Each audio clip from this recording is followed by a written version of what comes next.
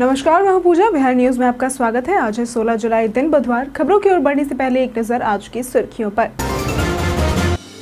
BPSC में assistant professor के 88 पदों पर भर्ती प्रक्रिया शुरू। पात्रता के लिए इंटर्नशिप अनिवार्य। 8 अगस्त 2025 है आवेदन की अंतिम तारीख। बिहार में अब जमीन का नक्शा भी होगा ऑटो अपडेट। भूमि विवादों को कम करेगी ये डिजिटल प्रणाली। जमीन की खरीद बिक्री के बाद खुद ही अपडेट होंगे नक्शे। बिहार सिपाही भर्ती लिखित परीक्षा आज से शुरू। अभ्यर्थियों को दी गई साइबर अपराधियों से सतर्क रहने की सलाह। ईओयू ने जारी किया हेल्पलाइन नंबर। बिहार में सीएनजी और पीएनजी पर लगेगा एक समान टैक्स। उपभोक्ताओं की सुविधा के लिए उठाया गया है कदम। प्रदूषण कम करने की दिशा में अहम मानी जा रही है ये पहल। राज्य में 1 करोड़ युवाओं के रोजगार के लिए कमेटी गठित। कई विभागों के अधिकारी हुए शामिल। औद्योगिक गतिविधियों और निवेश को मिलेगा बढ़ावा। जाने फोन के टूटे स्क्रीन गार्ड से क्या होता है नुकसान। उठाना पड़ सकता है महंगे रिपेयर का खर्च। फोन का टच रिस्पॉन्स हो सकता है स्लो। भारतीय महिला क्रिकेट टीम ने इंग्लैंड को T20 सीरीज में हराया। शेफाली वर्मा टॉप 10 में हुई शामिल। 9वें स्थान पर पहुंची महिला क्रिकेट टीम। चलिए अब बढ़ते हैं अब तक की 25 बड़ी खबरों की ओर विस्तार से। बीपीएससी में असिस्टेंट प्रोफेसर के 88 पदों पर भर्ती प्रक्रिया शुरू। बिहार लोक सेवा आयोग बीपीएससी ने असिस्टेंट प्रोफेसर के 88 पदों पर भर्ती के लिए आवेदन प्रक्रिया शुरू कर दी है। इच्छुक उम्मीदवार 8 अगस्त 2025 तक बीपीएससी के आधिकारिक वेबसाइट पर आवेदन कर सकते हैं। पात्रता के लिए BA-MS डिग्री, संबंधित विषय में स्नातकोत्तर उपाधि अनिवार्य। इंटर्नशिप और टीचर कोड आवश्यक है। न्यूनतम आयु 27 वर्ष है और अधिकतम आयु सीमा वर्गानुसार 45 से 50 वर्ष तक तय की गई है। सामान्य वर्ग के लिए आवेदन शुल्क 100 रुपए, जबकि SC/ST महिलाओं और दिव्यांगों के लिए 25 रुपए निर्धारित किया गया है। आवेदन से पहले पात्रता की पूरी जानकारी आधिकारिक नोटिफिकेशन में अवश्य देखें। बिहार में अब जमीन का नक्शा भी होगा ऑटो अपडेट। बिहार में राजस्व एवं भूमि सुधार विभाग ने स्थानिक दाखिल खारिज पोर्टल लॉन्च कर एकीकृत भू अभिलेख प्रबंधन प्रणाली यानी कि ILRMS की शुरुआत की है। इसका उद्घाटन मंत्री संजय सरावगी ने पटना में किया। यह डिजिटल प्रणाली भूमि विवादों को कम कर त्वरित और पारदर्शी प्रक्रिया सुनिश्चित करेगी। अब जमीन की खरीद बिक्री के बाद नक्शे और अभिलेख अपने आप अपडेट हो जाएंगे। प्रीम्यूटेशन स्केच की मदद से जमीन का सही नक्शा तैयार होगा। इससे खेसरा संख्या और खाता स्वचालित रूप से जुड़ेंगे। सरकारी जमीन आम लॉगिन से बाहर रहेगी, जिससे हेराफेरी रुकेगी। ये तकनीक IIT रुड़की द्वारा विकसित है और पूरी तरह से मेक इन इंडिया आधारित है। बिहार इस प्रणाली को अपनाने वाला देश का पहला राज्य बन गया है। बिहार सिपाही भर्ती लिखित परीक्षा आज से शुरू। बिहार में सिपाही भर्ती की लिखित परीक्षा 16 जुलाई से शुरू होकर 3 अगस्त तक 38 जिलों में 6 चरणों में होगी। परीक्षा से पहले बिहार पुलिस की आर्थिक अपराध इकाई यानी कि EOU ने अभ्यर्थियों को साइबर अपराधियों से सतर्क रहने की सलाह दी है। EOU के अनुसार फर्जी कॉल या सोशल मीडिया के जरिए प्रश्न पत्र देने का झांसा देकर ठगी की जा सकती है। ऐसे मामलों की सूचना नजदीकी थाने या फिर साइबर थाने और हेल्पलाइन नंबर 8544428404 पर दे। भ्रामक मैसेजेस को आगे न बढ़ाएं और संदिग्ध लिंक या जानकारी व्हाट्सएप नंबर या फिर ईमेल पर भेजें। परीक्षा में गड़बड़ी पर 10 साल की सजा और 1 करोड़ जुर्माने का प्रावधान है। बिहार में CNG और PNG पर लगेगा एक समान टैक्स। बिहार सरकार ने CNG और PNG पर कर दरों में समरूपता लाने का फैसला लिया है। उप मुख्यमंत्री सम्राट चौधरी ने बताया कि अब घरेलू और वाणिज्यिक उपयोग के लिए दोनों गैसों पर एक जैसी ही वैट दर लगेगी। पहले सिर्फ शहरी गैस नेटवर्क से 50,000 SCMD तक की बिक्री पर टैक्स कम था, जबकि गेल जैसी कंपनियों को 20% टैक्स देना पड़ता था। इससे उपभोक्ताओं को राहत नहीं मिल पा रही थी और सरकार ने अधिसूचना में संशोधन कर अब सभी CGD कंपनियों के लिए समान टैक्स दर लागू की है। इससे गैस सस्ती होगी और उपभोक्ताओं को सीधा लाभ मिलेगा। साथ ही ये कदम प्रदूषण कम करने और पर्यावरण संरक्षण की दिशा में भी अहम माना जा रहा है। राज्य में 1 करोड़ युवाओं के रोजगार के लिए कमेटी गठित। बिहार सरकार ने 1 करोड़ युवाओं को रोजगार देने की योजना पर अमल शुरू कर दिया है। इसके लिए विकास आयुक्त की अध्यक्षता में 12 सदस्यीय उच्च स्तरीय समिति का गठन हुआ है, जिसमें कई विभागों के अधिकारी शामिल है। मुख्यमंत्री नीतीश कुमार की अध्यक्षता में हुई कैबिनेट बैठक में इसे मंजूरी दी गई है। रोजगार में सरकारी नौकरियों से लेकर स्वरोजगार तक शामिल होंगे, जिससे औद्योगिक गतिविधियों और निवेश को बढ़ावा मिलेगा। समिति सरकार को संभावनाओं पर सुझाव देगी। बम निरोधक दस्ते को 30% जोखिम भत्ता अधिकतम 25,000 प्रति माह मिलेगा। इसके साथ ही व्यवसायी दुर्घटना मृत्यु अनुदान योजना के तहत आश्रितों को 5 लाख रुपए और न्यायिक सेवा पदाधिकारियों को 2016 से वेतन वृद्धि की मंजूरी दी गई है। राज्य में हम मॉडल से सड़कों का होगा विकास। पथ निर्माण मंत्री नितिन नवीन ने विभागीय कॉन्फ्रेंस हॉल में हम यानी कि हाइब्रिड एन्युटी मेंटेनेंस मॉडल पर प्रेस वार्ता की। उन्होंने बताया कि इस मॉडल में 4 साल निर्माण और 15 साल रखरखाव का प्रावधान है। निर्माण अवधि में सरकार कुल लागत का 40% देती है, बाकी 60% संवेदक लगाते हैं, जिसका भुगतान 15 वर्षों में ब्याज सहित किया जाता है। ये मॉडल पब्लिक प्राइवेट पार्टनरशिप आधारित है, जिससे बजट पर बोझ घटेगा। पहले प्रोजेक्ट के रूप में जेपी गंगा पथ के दीघा से कोइलवर तक और मुंगेर से सबौर तक 2 चरणों में लगभग 9,960 करोड़ की लागत से सड़क निर्माण होगा। मॉडल के तहत टोल वसूली का अधिकार सरकार के पास रहेगा। बिहार सक्षमता परीक्षा तृतीय के लिए आज जारी होगा एडमिट कार्ड। बिहार विद्यालय परीक्षा समिति यानी कि बीएसईबी द्वारा सक्षमता परीक्षा तृतीय 2025 का आयोजन 23 से 25 जुलाई तक सीबीटी मोड में किया जाएगा। इसमें शामिल होने वाले शिक्षक अभ्यर्थियों के एडमिट कार्ड 16 जुलाई 2025 को यानी कि आज जारी किए जाएंगे, जिन्हें आधिकारिक वेबसाइट secondary.biharboardonline.com से एप्लीकेशन नंबर व पासवर्ड या जन्मतिथि डालकर डाउनलोड किया जा सकता है। एडमिट कार्ड को जिला कार्यक्रम पदाधिकारी स्थापना से प्रति हस्ताक्षरित कराना अनिवार्य है, अन्यथा परीक्षा में बैठने की अनुमति नहीं मिलेगी। अभ्यर्थियों को एडमिट कार्ड में परीक्षा समय, केंद्र, नाम, जन्मतिथि, फोटो, हस्ताक्षर, विषय व दिशा निर्देश जैसी जानकारियां ध्यानपूर्वक जांचने की सलाह दी गई है। अधिक जानकारी के लिए आधिकारिक वेबसाइट को देखें। सरकारी अस्पतालों की गुणवत्ता सुधारने के लिए स्वास्थ्य विभाग की पहल। राज्य के सरकारी अस्पतालों की गुणवत्ता सुधारने स्वास्थ्य विभाग विशेष प्रयास कर रहा है। विभाग अस्पतालों को 3 प्रमुख प्रमाणन NQAS, कायाकल्प और लक्ष्य प्रदान कर रहा है, ताकि बेहतर चिकित्सा सेवाएं और कार्य संस्कृति सुनिश्चित हो सके। अब तक राज्य के 13,078 अस्पतालों में से 573 को राष्ट्रीय गुणवत्ता आश्वासन मानक यानी कि NQAS, 432 को कायाकल्प और 27 को लक्ष्य प्रमाणन मिला है। हाल ही में सुपौल, किशनगंज और मुंगेर के जिला अस्पतालों को NQAS प्रमाणन मिला, जबकि सुपौल और मुंगेर को लक्ष्य प्रमाणन भी मिला है। NQAS के राष्ट्रीय विश्लेषक डॉक्टर महताब सिंह के अनुसार ये प्रमाणन अस्पतालों की गुणवत्तापूर्ण सेवाओं और स्वास्थ्य कर्मियों में सकारात्मक प्रतिस्पर्धा को दर्शाते हैं। DMRC को मिलेगा पटना मेट्रो संचालन का जिम्मा।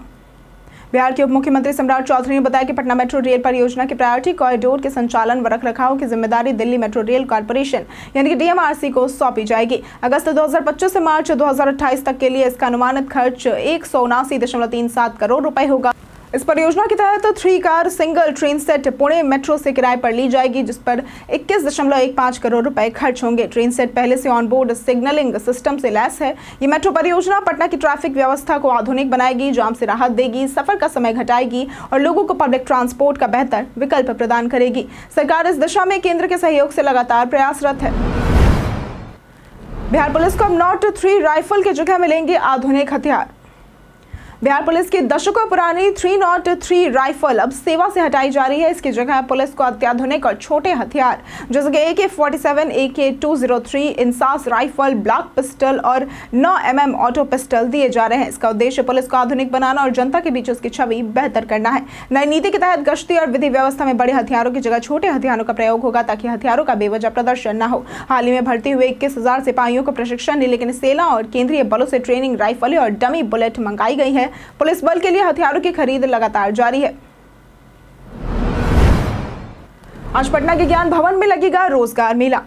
बिहार सरकार के श्रम संसाधन विभाग की ओर से 16 जुलाई 2025 यानी कि आज जिला स्तरीय नियोजन सह व्यवसायिक मार्गदर्शन मेला का आयोजन किया जा रहा है। ये मेला पटना के ज्ञान भवन गांधी मैदान में सुबह 10:30 बजे से शाम के 4 बजे तक चलेगा। इसमें युवाओं को विभिन्न कंपनियों में नौकरी पाने का अवसर मिलेगा और करियर मार्गदर्शन भी मिलेगा। इच्छुक अभ्यर्थी ncs.gov.in पर रजिस्ट्रेशन कर सकते हैं या फिर दिए गए QR कोड को स्कैन कर सकते हैं। अधिक जानकारी के लिए नियोजनालय नियोजन भवन पटना, फोन नंबर 0612452862 से संपर्क करें। यह मेला बिहार के युवाओं के लिए एक शानदार अवसर है। वैभव की जबरदस्त पारी से भारत की पकड़ हुई मजबूत। भारत अंडर-19 टीम ने बैकेनहैम में चल रहे यूथ टेस्ट की तीसरे दिन इंग्लैंड अंडर-19 पर अपनी पकड़ मजबूत कर ली है, जिसमें सूर्यवंशी का शानदार ऑलराउंड प्रदर्शन मुख्य आकर्षण का केंद्र रहा। उन्होंने मात्र 44 गेंदों में 56 रन की तेज पारी खेली, जिसमें 9 चौके और 1 छक्के शामिल थे। सूर्यवंशी ने गेंदबाजी में भी योगदान दिया। इंग्लैंड के कप्तान हमजा शेख और थॉमस रेव के विकेट लिए। उनका यह प्रदर्शन भारत के लिए भविष्य की उम्मीदों को मजबूत करता है और इंग्लैंड की ओर से एकांश सिंह और राल्फी अल्बर्ट ने थोड़ी संघर्षपूर्ण बल्लेबाजी की, लेकिन टीम पूरी तरह से वापसी नहीं कर सकी। BLO मानदेय में 6,000 की हुई बढ़ोतरी। बिहार सरकार की कैबिनेट बैठक में कई अहम निर्णय लिए गए। बीएलओ और बीएलओ सुपरवाइजर के मानदेय में 6,000 रुपए की बढ़ोतरी की गई है। अनुदानित स्कूलों के शिक्षकों व कर्मियों को 394.41 करोड़ रुपए की राशि स्वीकृत की गई। पटना मेट्रो प्रायोरिटी कॉरिडोर के रखरखाव और ट्रेन सेट किराए हेतु 200 करोड़ से अधिक की स्वीकृति मिली। 46 पॉलिटेक्निक संस्थानों और 38 अभियंत्रण कॉलेजों में उपकरण खरीद के लिए क्रमशः 80 और 90 करोड़ रुपए दिए गए हैं। पश्चिमी कोसी नहर परियोजना के लिए 7,832 करोड़ और दानापुर जलापूर्ति योजना के लिए 99 करोड़ मंजूर हुए हैं। 2 गंगा पथ परियोजनाएं HAM मॉडल पर क्रियान्वित होंगी। बख्तियारपुर ताजपुर पुल परियोजना को 3,923 करोड़ की मंजूरी दी गई है।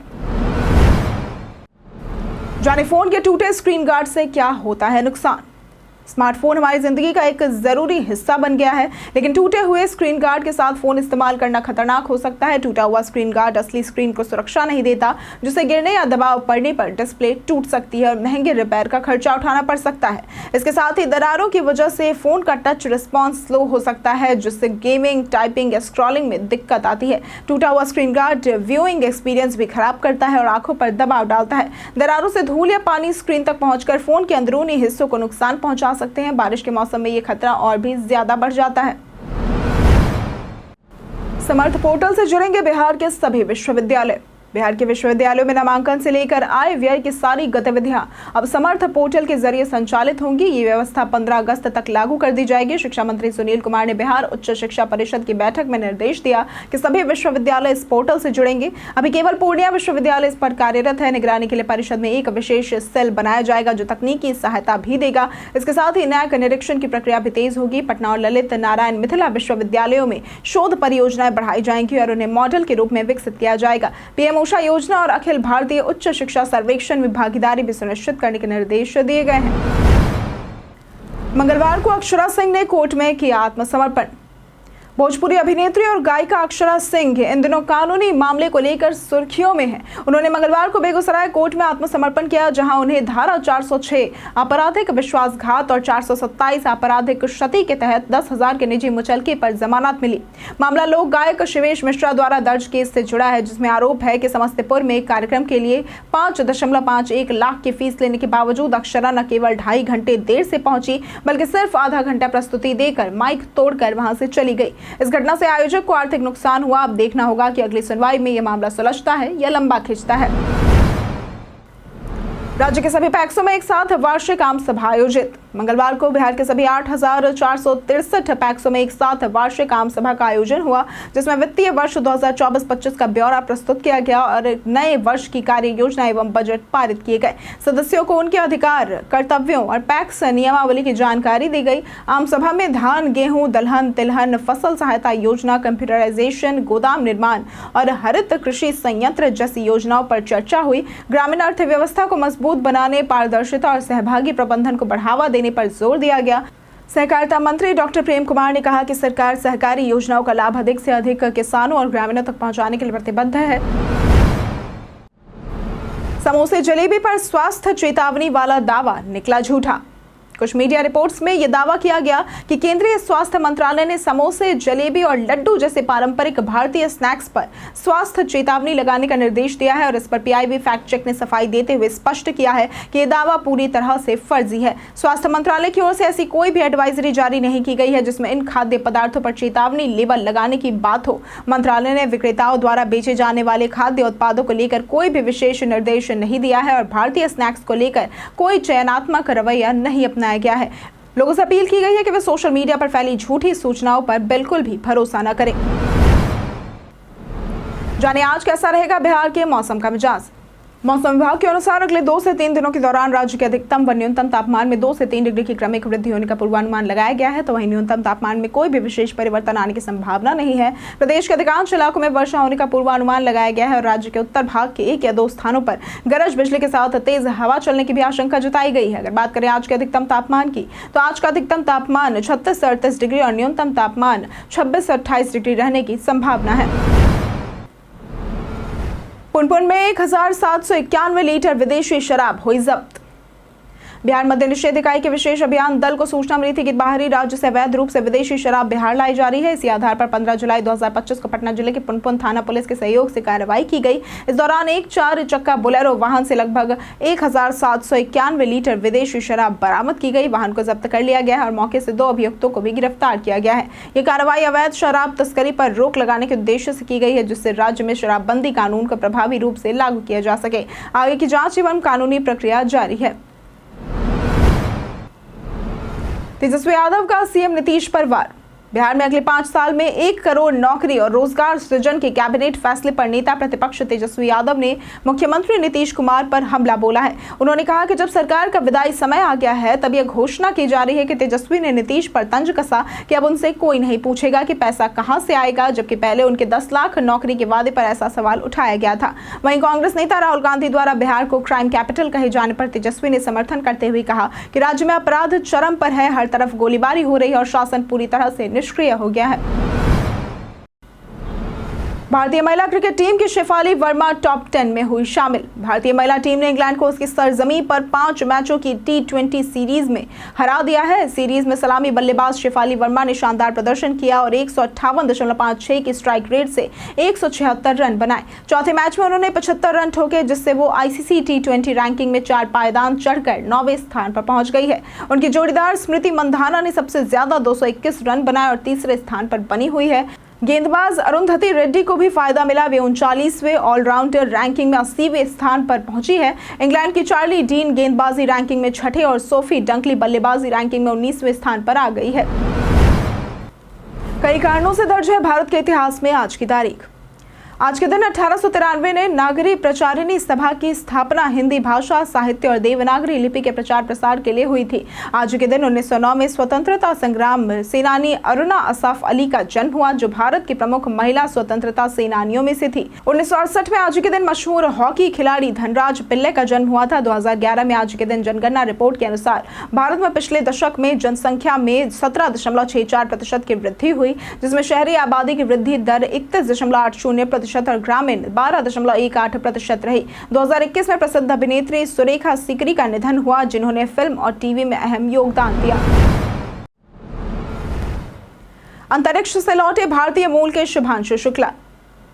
भारत के पहले अंतरिक्ष यात्री शुभांशु शुक्ला एक्सियम 4 मिशन की टीम के साथ सुरक्षित रूप से पृथ्वी पर लौट आए हैं। स्पेस एक्स का ड्रैगन ग्रेस स्पेसक्राफ्ट अमेरिका के सैन डिएगो तट पर समुद्र में सफलतापूर्वक लैंड हुआ। 18 दिन इंटरनेशनल स्पेस स्टेशन पर बिताने के बाद 14 जून को 4:45 पर स्पेसक्राफ्ट ने स्टेशन से अनडॉक किया। 5.7 किलोमीटर की ऊंचाई पर ड्रोग पैराशूट और 2 किलोमीटर पर मेन पैराशूट खुला। क्रू में mission pilot Peggy Whitson, Poland के स्लावोज और हंगरी के तिबोर कापूर शामिल थे। वापसी के दौरान कई बर्न्स और प्रोसेसेस से पूरे कर सुरक्षित लैंडिंग हुई। अब सभी एस्ट्रोनॉट्स को रिहैब सेंटर में भेजा जा रहा है। भारत नेट फेज 3 से बदलेगी भारत की डिजिटल तस्वीर। केंद्र सरकार ने भारत नेट फेज 3 योजना के तहत अगले 3 साल में देश के लगभग 6 लाख गांवों को high speed optical fibre broadband से जोड़ने का लक्ष्य रखा है, जिस पर 1.39 लाख करोड़ खर्च होंगे। इसके तहत हर ग्राम पंचायत और इससे जुड़े गांव डिजिटल रूप से सशक्त होंगे। ये नेटवर्क टियर 2 और टियर 3 में शहरों में ग्लोबल कैपेबिलिटी सेंटर्स यानी कि GCCs के विस्तार में मदद करेगा। मोबाइल टावरों को भी फाइबर से जोड़कर 6G की तैयारी की जाएगी। भारत में डेटा सबसे सस्ता और ब्रॉडबैंड स्पीड औसतन 138 Mbps है।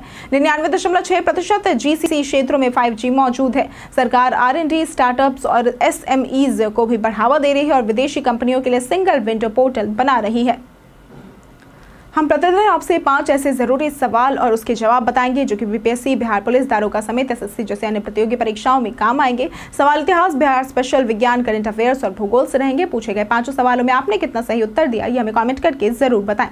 हमारा पहला सवाल है, गंगा नदी के तट पर अज्ञात शत्रु द्वारा निर्मित किले का नाम क्या था? A Pataligram, B Kosal, C Kashi या फिर D राजगीर। इसका सही जवाब है A पाटलीग्राम।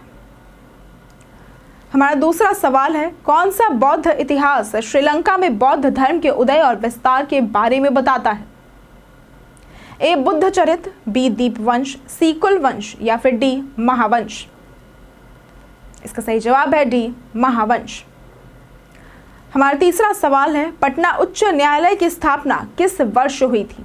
ए 1913, बी 1920, सी 1916 या फिर डी 1919। इसका सही जवाब है सी 1916। हमारा चौथा सवाल है, भारत में क्रूज भारत मिशन से औपचारिक रूप से जुड़ने वाला पहला राज्य कौन बना है? ए महाराष्ट्र, बी केरल, सी तमिलनाडु या फिर डी गुजरात। इसका सही जवाब है डी गुजरात। हमारा पांचवा सवाल है, जून 2025 के लिए आईसीसी पुरुष प्लेयर ऑफ द मंथ किसे चुना गया है? ए बाबर आजम, बी विराट कोहली, सी एडन मार्करम या फिर डी डेविड वार्नर। इसका सही जवाब है सी एडन मार्करम। बीते दिन हमारे द्वारा पूछे गए सवाल का जवाब आप लोगों में से बहुत लोगों ने हमारे कमेंट सेक्शन में लिख कर दिया है। जिन्होंने हमारे द्वारा पूछे गए सवाल का जवाब दिया है उनके नाम है प्रदीप पंडित, राजेश मांझी, रिंकू देवी, मुन्ना प्रसाद, बबलू कुमार, शारदा कुमारी, राजकुमार यादव, परवेज अंसारी, चंदन कुमार, विजय घायल, राजीव कुमार, अनवर करीम खान, नरेंद्र कुमार और रवि कुमार। इसी के साथ बढ़ते हैं आज के सवाल की ओर। आज का सवाल है, क्या सोशल मीडिया चुनावों को प्रभावित करता है? आप अपना जवाब हमें हमारे कमेंट सेक्शन में लिखकर जरूर बताएं। आज के लिए सिर्फ इतना ही। बिहार के तमाम खबरों के साथ बने रहने के लिए देखते रहें बिहारी न्यूज़। और साथ ही अगर आप यूट्यूब चैनल पर देख रहे हैं तो चैनल को सब्सक्राइब करें, और अगर आप फेसबुक पेज पर देख रहे हैं तो लाइक और फॉलो जरूर करें।